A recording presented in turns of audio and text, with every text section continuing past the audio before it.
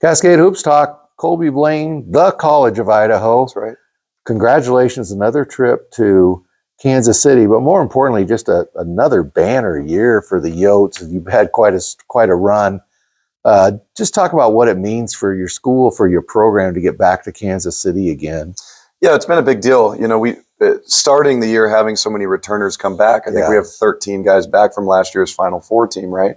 I think we have about 12 or 11 guys back from 2 years ago when we won the national championship. And so when you start a year knowing you have that type of team and that type of talent and camaraderie, the expectations are to get back. And so it's been a big relief to be able to prove that we can actually do that again.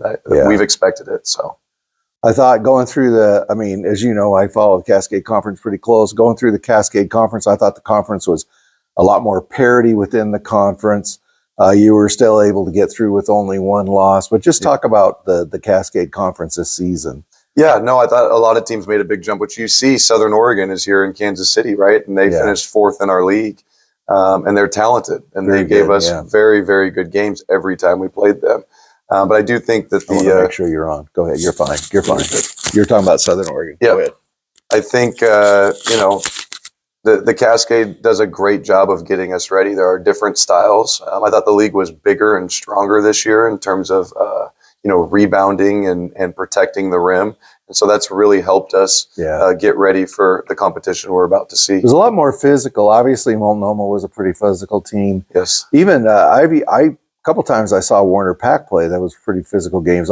Corbin really lived off trying to play physical. Yeah. So, it should prepare you just a little bit more for what you get back here.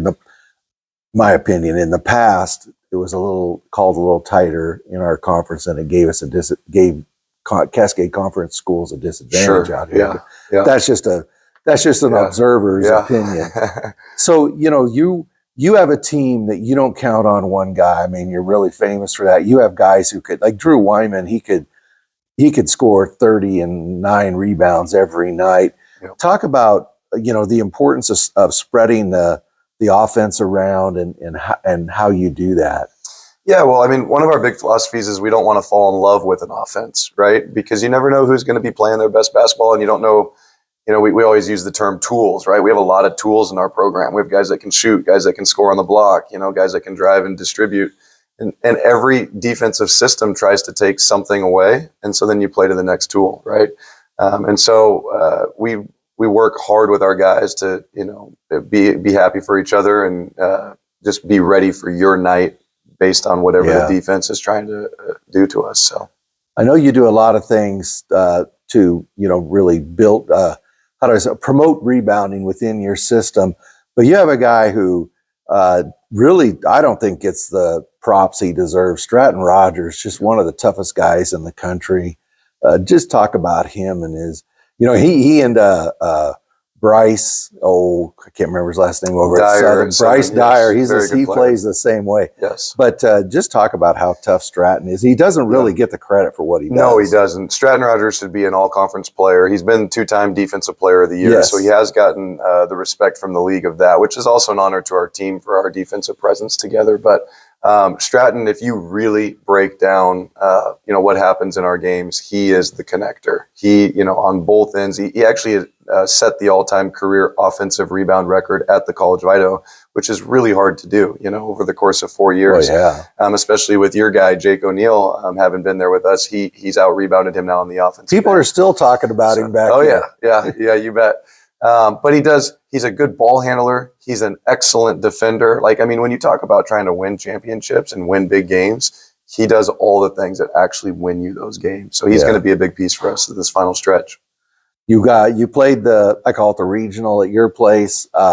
You played in UC Merced. I was curious how that game was going to go because they're one of the toughest defensive teams in the country. Yep. I think you held them to 40, but you scored 52 or something. Yeah, 59 to 46. It was a defensive battle, that's for sure. Yeah. You don't get in too many of those. Yeah. Usually it's a road race there in Caldwell. Yes. What was nice about that game was we had so much research, right, for 30 games, to study. And so we were, at least for me, I was able to tell myself, hey, it might be 25 to 20 at halftime. And it was. I think it was 24-19.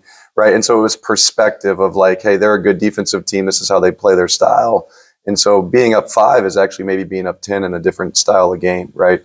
And so that kept me a little calmer. But we did just as good a job as defending them as they did us. So yeah. So I want to talk about a couple more of your guys. You know that Drew Wyman, one of my favorite basketball players in the country, I call him a basketball player's basketball player. Yeah. And he's a great young man. Just talk about Drew Wyman. Yeah, it's crazy to think that Drew is in his 4th year already. It was just a couple years ago. I was sitting in his house talking about recruiting, coming to win a national championship, coming to be an All-American, right? And it's pretty cool to see him achieve all these goals.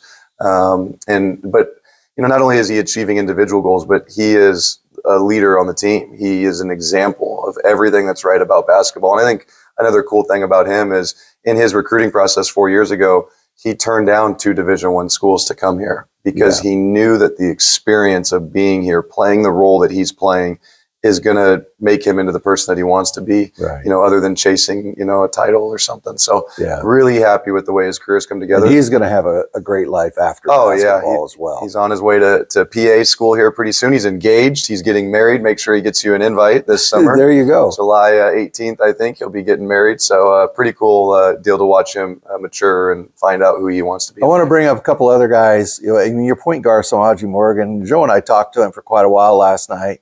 Boy, I talk all the time about watching guys grow up. Yeah. I remember when he was a freshman, and he's a good basketball player, but last night I talked to him, it was like, whoa, he's really grown up. And then right under him, you got Utrillo out of Roosevelt. You're pretty well set at the point guard position right now. Yeah. Yeah, we love our point guards. We've always talked about to win big games, to win national championships, you got to have elite point guards. You got to have multiple point guards, right? And we have 3 of them, and Caden Handren as well. And then some of our power forwards who can handle as well. But Majay has really grown up. It's fun to watch. He played his best basketball in our last game against Friends. And what that looks like is just the way he's making plays, the way he's seeing the game, his vibe. It was really fun to watch him play his best, at the time that we needed it. I just think it's fun to watch guys grow up and mature in their game. I enjoy that. So you're playing Langston, a team you've played before. That's who you're opening with. I know you've looked at a lot of tape of them. They're a little bit, they're hard to figure out their style. Sure. Just talk about what you see with Langston. Tough team. Yeah, well, you got to love a good, storyline, right? We ended up getting knocked out in the final minute in the Final Four last year against them. Yeah. 2 very, very good teams. So it's kind of a cool storyline. Our guys are excited, we know who they are. We know their style of play. We know what kind of emotions we're going to feel during the game, right, with how they play.